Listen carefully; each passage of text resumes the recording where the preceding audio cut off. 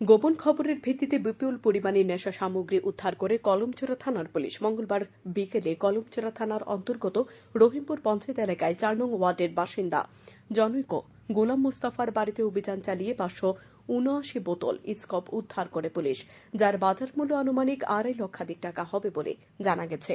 এদিনের অভিযানকালে উপস্থিত ছিলেন কলমচোরা থানার ওসি প্রশান্ত কুমার দে, সাব ইন্সপেক্টর সৈকত দাস, সাব ইন্সপেক্টর সুপ্রতিম দে, অসীম ভৌমিক সহ পুলিশ ও টিএসআর জওয়ানরা। সূত্রে খবর, উদ্ধারকৃত নেশা সামগ্রীগুলির প্রকৃত মালিক হলেন গোলাম মুস্তাফার বড় ভাইয়ের ছেলে অর্থাৎ তার ভাতিজা সবুজ মিয়া এবং অপর এক নিকট আত্মীয় উজ্জ্বল Hossain.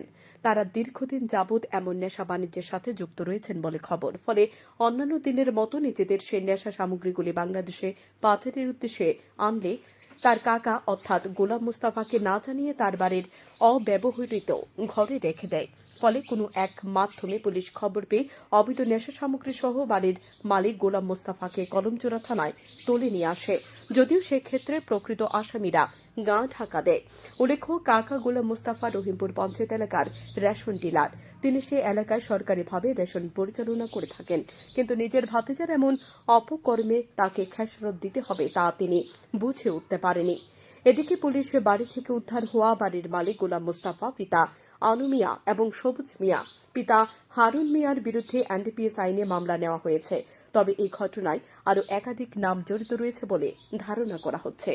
Bureau report, news daily Bharat.